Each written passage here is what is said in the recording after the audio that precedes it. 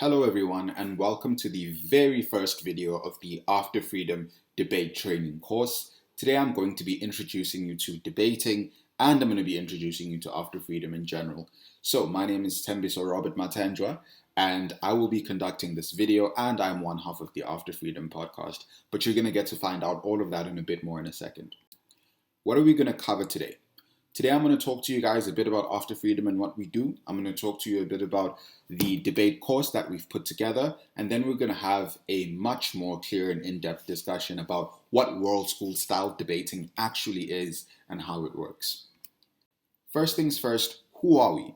So, After Freedom is a podcast that focuses on how the young generation has adjusted to post-apartheid South Africa and post-colonial Africa. So we tackle issues around activism and various social systems and how they impact us in modern times. So season 2 of our podcast, which debuted early last year, debuted in the top 3 podcasts in South Africa for news and politics, specifically on the Apple Podcasts platform. So the podcast is hosted by Unam, and it's also hosted by myself, and we're both seasoned debaters. I've represented South Africa 3 consecutive years, 2 years on the WSDC team, and ranking top 20 in the world in 2019. Unam has also represented South Africa internationally as well, ranking top 20 at the Heart of Europe debating tournament. So our roots are very much rooted in debating, even when we discuss social content. So we figured, why not take a lot of the skills that we've developed and disperse them to the greater community? Except we're joined with a much greater team now.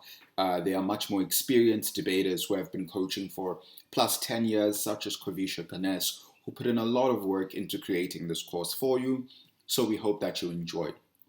If you'd like to listen to the podcast and know what we're actually about and what kind of stuff we discuss, the link is in the description of this video, so feel free to just click on whatever platform you prefer and let us know what you think about our podcast as well. Also, you can check out our website if you want to know what else we're doing.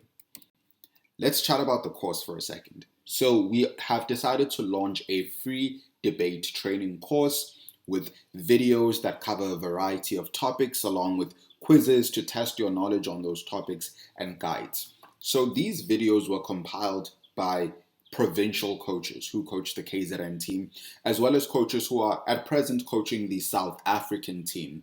So these are quite literally the best of the best who put work into creating this course. So much like this video is starting with explaining what debating is, the course itself is meant to take you from absolute zero, a person who is walking on the street and has never touched debating in their lives, to being a world-class debater. So for that, it's divided into a beginner level, which will be about 4 weeks, a month, and an intermediate level, which will be about 2 months, so roughly 8 weeks. So at the beginning of each week, there will be 3 videos that are released on a classroom platform where you can interact with them and learn more. So all the material is free, all the videos are free. However, there is a small subscription fee if you want interaction with a coach. So if you want access to quizzes to test your knowledge, if you want an experienced coach to train you and mark your work, all of that. So mostly enjoy, and I wholeheartedly think that this course is going to be very beneficial to all of you just by virtue of you listening to it and participating in the process. The course isn't something brand new, by the way.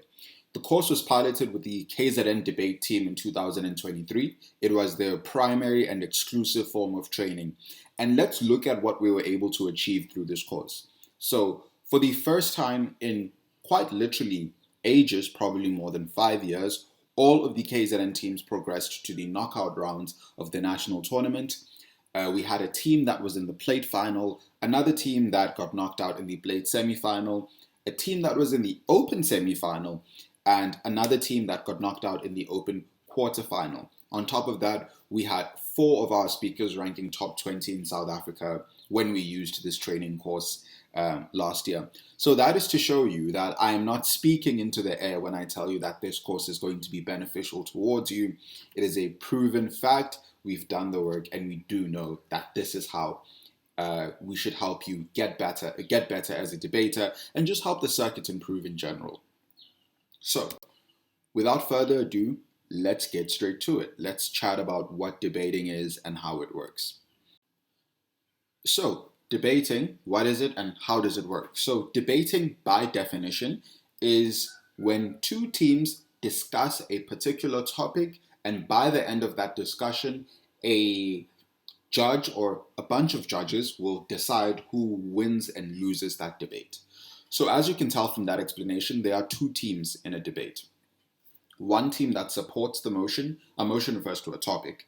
One team that supports the motion, which will be the proposition, and one team that is against the motion, which will be the opposition. And each team will consist of 5 speakers at most. However, only 3 speakers from the team will speak at a time. Think of it like rugby or soccer, where they have a large team. However, they can only have a particular number of people who are playing on the field at any given time.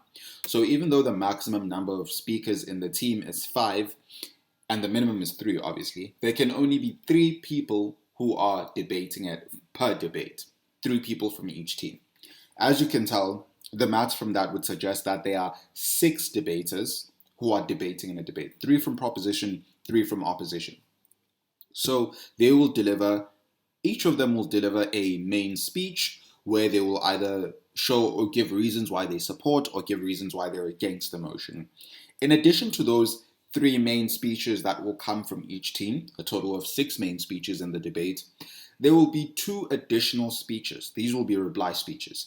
Generally, they are half the time of a main speech, and their primary purpose is each team providing a summary of the debate and showing why they won the debate. So, that reply speech will either be delivered by the first or the second speaker from the team. Third speakers are not allowed to deliver reply speeches. So, basically what I'm saying is, in a team, those 3 people who are debating will each deliver a main speech. In addition to that main speech, once all the main speeches are done, there will be reply speeches, where either the first or the second speaker will come back to give a short summary of the debate and explain why they won the debate. So that's basically how the teams in debating function and basically how debating works. And then there's a fancy word that I used unnecessarily there. It was motion. So what is a motion? It is a fancy word for a topic. And people, it's an interesting conversation as to where it came from, because debating and how we use it now in terms of competitive schools debating originated from British parliamentary debating, which originated from actual parliament, right? And what you may know about parliament is whenever they want to make a certain decision, what they say is that they are passing a motion, and then the motion is discussed in parliament, and then they will decide whether the motion passes or whether the motion is denied. So as opposed to changing the word back to topic, when we came to schools debating, when we came to competitive debating, we kept the word motion, but really it's still just a fancy word for topic. Just as a recap from what we've already discussed, there are 3 speakers in each team in a debate. That's a total of 6 speakers in the debate in its entirety. So 3 speakers from proposition, 3 speakers from opposition. So the way that the debate will flow from there is that they will alternate with each other. So the first speaker of proposition starts, generally speaking, because they are proposing the motion, they are suggesting the motion. Proposition are the people who are in support of the motion, right? So they will start.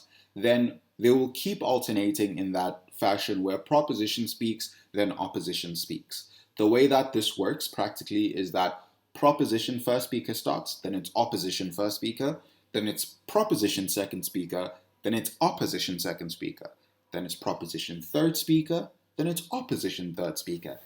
Opposition third speaker is where things start being different. So after the third speech from opposition, we get the reply speech from opposition. So after the opposition speaks their final main speech, they also get to give the first reply speech. So it goes opposition 3, opposition reply, and then we finish off with the reply speaker from proposition. So why does this happen, and what is the value of doing all of this? So proposition suggests the motion. So given that they are the people who are proposing the motion, they are also the people who close off the debate. So they start and they close off the debate. So that is, some can say, an advantage. But not to be lost on the fact that opposition also has an advantage.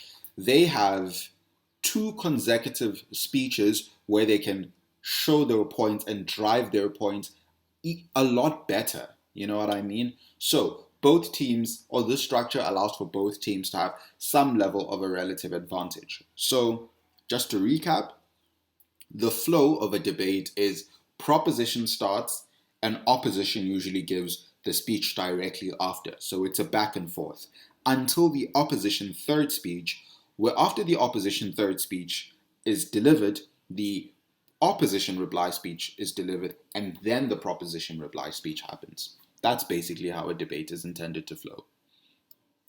All right, let's talk about the amount of time you have to deliver each of these speeches.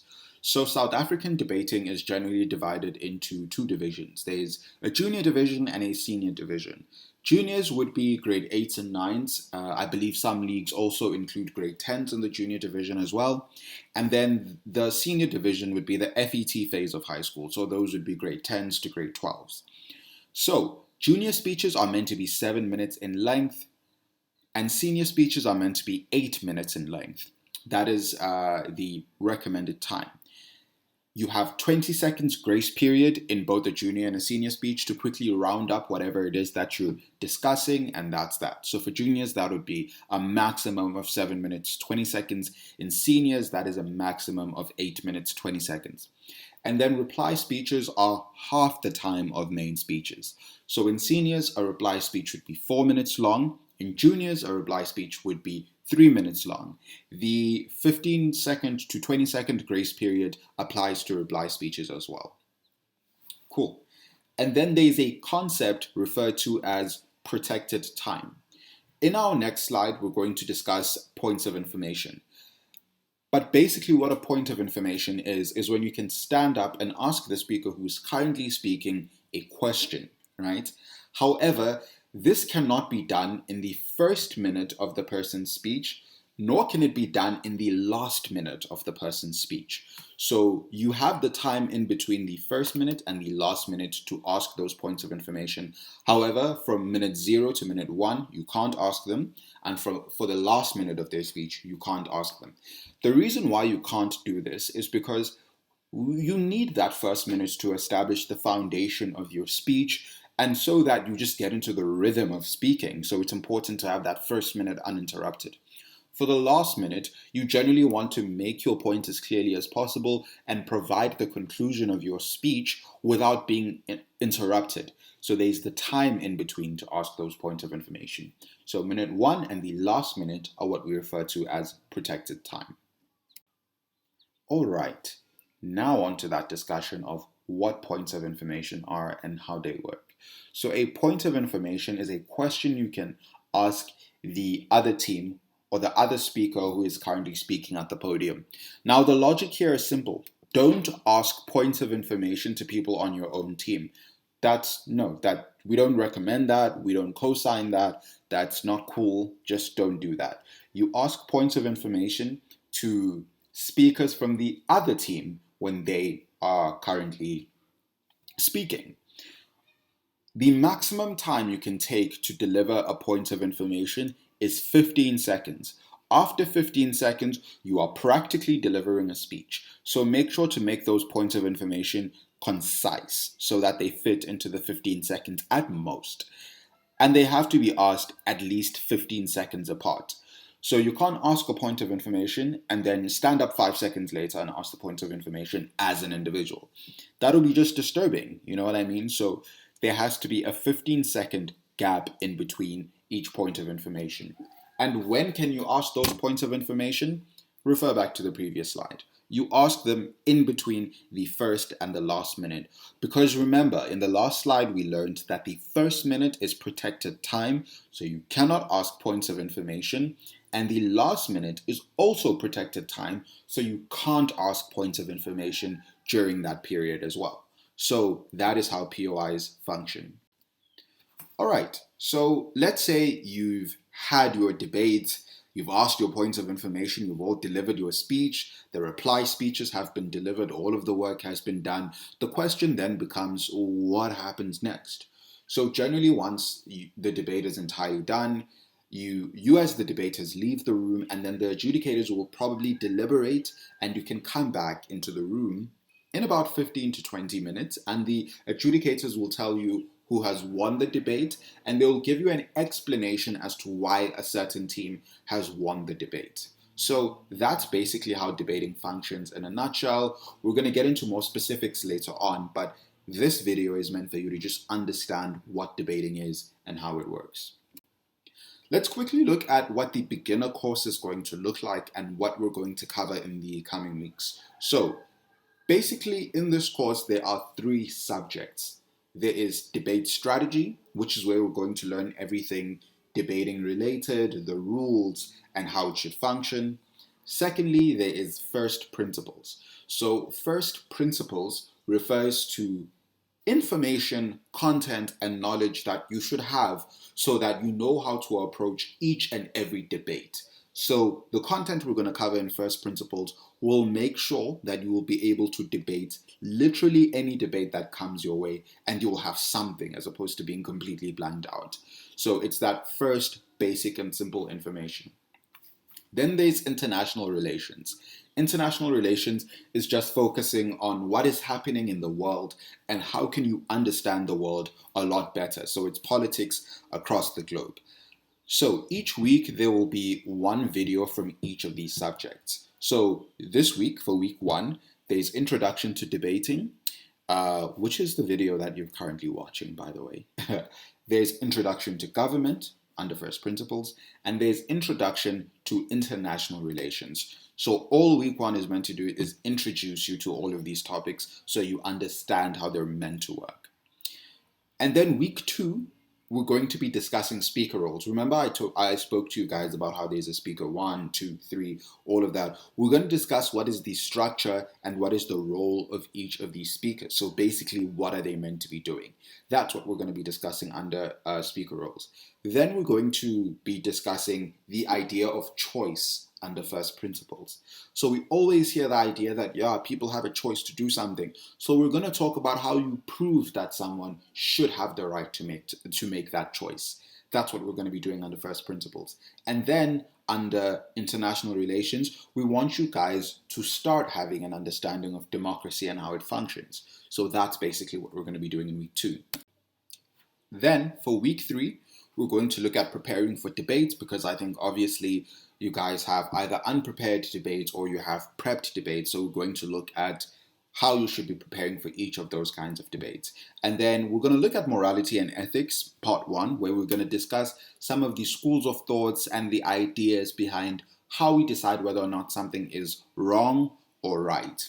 Then we're going to discuss Middle Eastern politics for a bit. Here we're just going to have a short discussion about the region, the different countries in the region, and understanding some of the conflicts that happen in the area. This is important because a lot of global conflicts that are important to our lives right now are centered in things that happen within this particular region. So a starting point for understanding how to debate would also be understanding what is going on in this particular region. Then for the 4th week, the 4th and final week, we are focusing exclusively on first principles. Here we're going to discuss morality and ethics part 2, where we're going to give a practical application of morality and ethics part 1. Then we're going to be discussing law and criminal justice, and we're going to talk a bit about social change and identity politics. All of those should be interesting discussions. So please do stick around with us on this course, and we hope it's valuable to you. Thank you everyone for making it this far into the video. We hope that the information was valuable to you, and we hope that our course continues to enrich your debating career. Everyone who works at After Freedom does so by volunteering their time, absolutely free of charge. We are also dedicated to providing you with this information with no charge. If you would like to donate to After Freedom so that we can keep these operations running and so that we can get more people involved, please do see the details in the description. It would be really, really helpful to us so that we can continue helping you and the broader community. But with that being said, thank you very much, and we cannot wait to see you next week again.